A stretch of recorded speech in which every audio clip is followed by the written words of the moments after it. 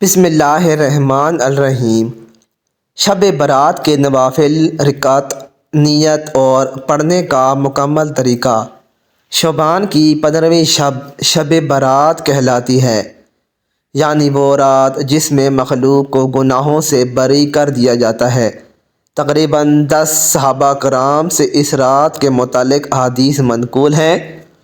حضرت عائشہ رضی اللہ تعالی عنہ فرماتی ہیں، شعبان کی 15ویں شب کو میں نے نبی اکرم صلی اللہ علیہ وآلہ وسلم کو اپنی آرامگاہ میں موجود نہ پایا تو میں تلاش میں نکلی، دیکھا کہ آپ جنت البقیع کے قبرستان میں ہیں۔ پھر مجھ سے فرمایا کہ آج شعبان کی 15ویں رات ہے۔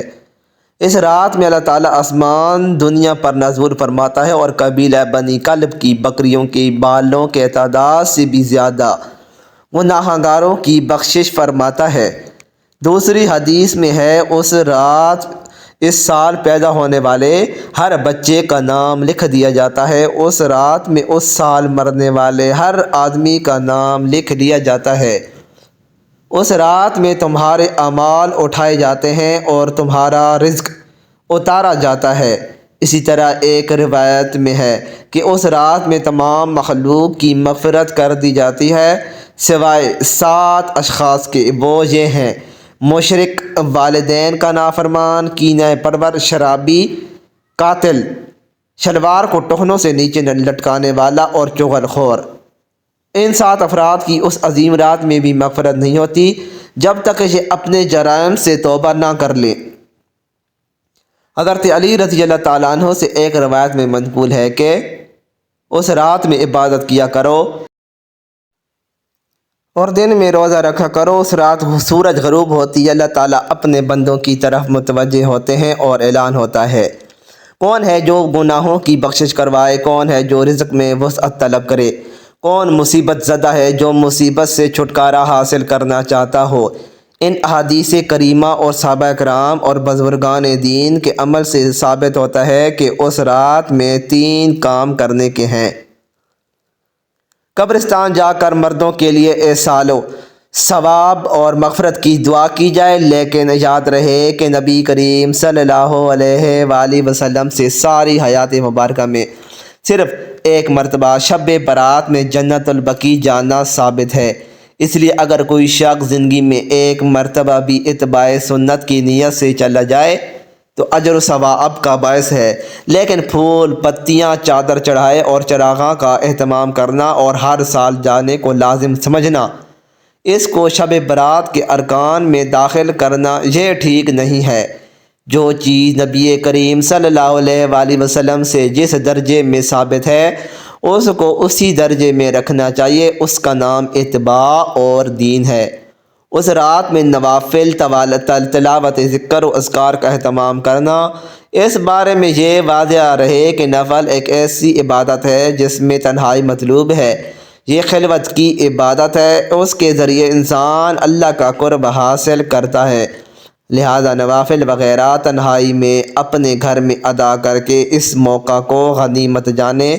نوافل کی جماعت اور مخصوص طریقہ اپنانا درست نہیں ہے۔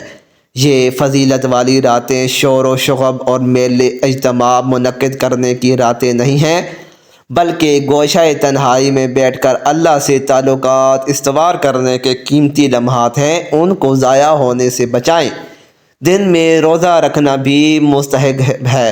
ایک تو اس بارے میں حضرت علی رضی اللہ تعالیٰ عنہ کی روایت ہے، اور دوسرا یہ کہ نبی کریم صلی اللہ علیہ وآلہ وسلم ہر ماہ ایام بیض کے روزوں کا اہتمام کرتے تھے، لہذا اس نیت سے روزہ رکھا جائے تو معجب اجر و ثواب ہوگا۔ باقی اس رات میں پٹاخے بجانا، آتش بازی کرنا اور حلوے کی رسم کا اہتمام کرنا، یہ سب خرافات اور اسراف میں شامل ہیں۔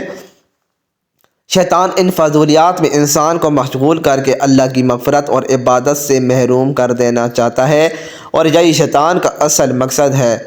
سب سے پہلے نمبر پر کہ اس رات میں نفل کس وقت پڑھنے چاہیے تو اس حوالے سے سمجھ لیجئے۔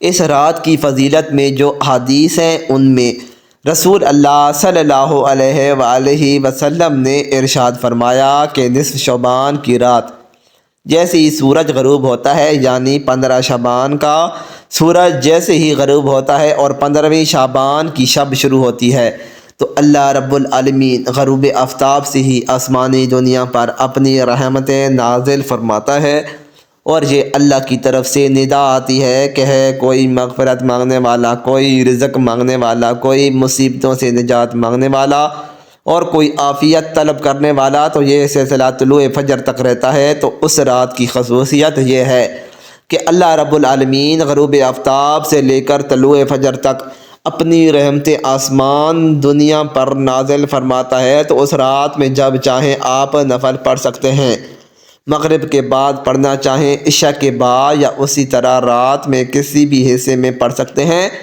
طلوع فجر تک جب چاہیں آپ نفل نماز، قرآن مجید کی تلاوت، ذکر و اذکار، تسبیحات وغیرہ پڑھ سکتے ہیں، کوئی حرج نہیں ہے۔ اب یہ کہ اس رات میں نفل نماز پڑھنے کا کیا طریقہ ہے؟ اس رات میں جو نفل نماز پڑھنے کا طریقہ ہے کوئی الگ سے نہیں ہے، کوئی خاص طریقے ہیں، لیکن زیادہ سے زیادہ وہ مستحب ہیں۔ یہ نہیں کہ انہی طریقوں سے ہی نفل نماز ادا کریں گے تو نماز پڑھ سکتے ہیں ورنہ نہیں، ایسا بالکل نہیں ہے۔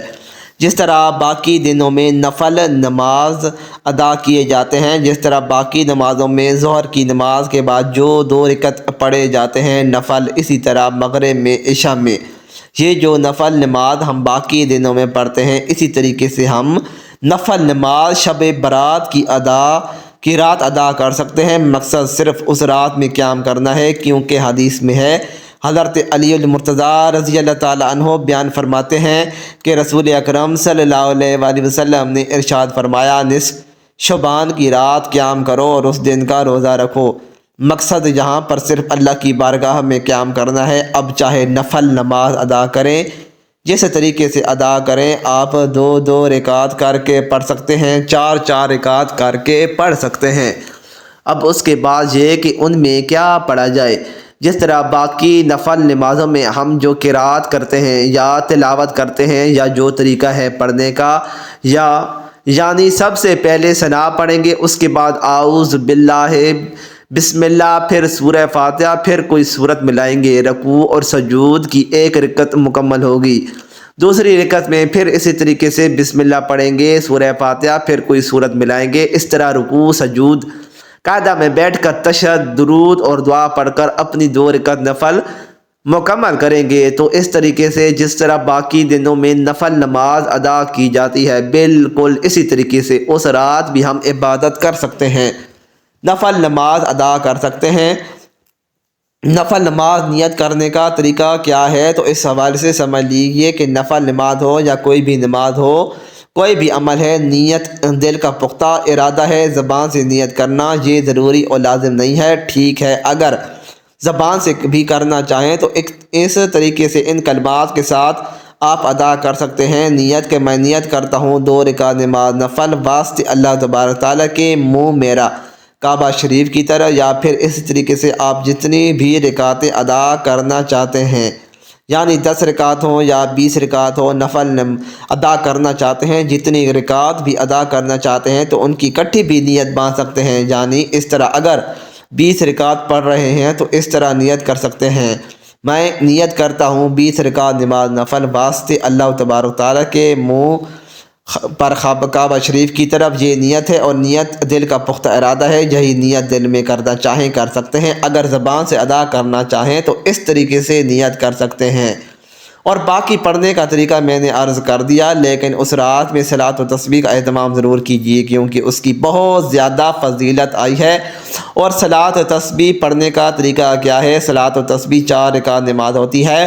یہ نماز رسول اللہ صلی اللہ علیہ وآلہ وسلم نے اپنے چچا حضرت عباس رضی اللہ تعالیٰ عنہ کو بطور تحفہ و عطیہ سکھائی تھی۔ اس کی فضیلت یہ ارشاد فرمائی ہے کہ اس کے پڑھنے سے سارے گناہ یعنی چھوٹے بڑے معاف ہو جاتے ہیں۔ طریقہ یہ ہے کہ 4 رکعت صلاۃ و تسبیح کی نیت باندھ کر پہلی رکعت میں کھڑے ہو کر ثنا، تعوذ، تسمیہ، سورہ فاتحہ اور کوئی سورت پڑھنے کے بعد رکوع میں جانے سے پہلے 15 مرتبہ یہ تسبیح پڑھیں، سبحان اللہ والحمد للہ ولا الہ الا اللہ واللہ اکبر۔ پھر رکوع میں سبحان ربی العظیم کے بعد 10 مرتبہ تسبیح پڑھیں، پھر قوما میں سامی اللہ لمن حمدہ ربنا لک الحمد کے بعد 10 مرتبہ تسبیح پڑھیں۔ پھر سجدہ میں سبحان ربی الاعلیٰ کے بعد 10 مرتبہ پڑھیں۔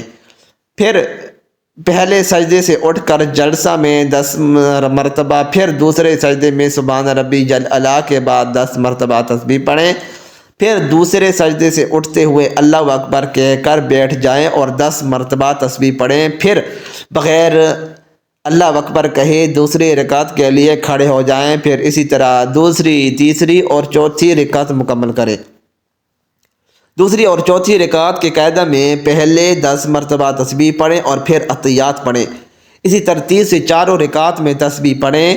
اسی طرح 4 رکعت میں کل تسبیحات 300 مرتبہ ہو جائیں گی۔ تو اس رات میں صلاۃ و تسبیح کا اہتمام ضرور کرنا چاہیے، کیونکہ نبی کریم صلی اللہ علیہ وآلہ وسلم نے ارشاد فرمایا کہ اللہ رب العالمین اس بندے کی پچھلی زندگی کے جو گناہ ہیں، چھوٹے بڑے، پوشیدہ ہیں یا اعلانیہ ہیں، اللہ رب العالمین تمام کے تمام صلاۃ و تسبیح کی برکت سے معاف فرما دیتا ہے۔ تو صلاۃ و تسبیح کا اہتمام کریں، تلاوت کریں قرآن مجید کی، اور اس طرح ذکر و اذکار کریں، تسبیحات وغیرہ کر کے اس رات کی برکات حاصل کریں۔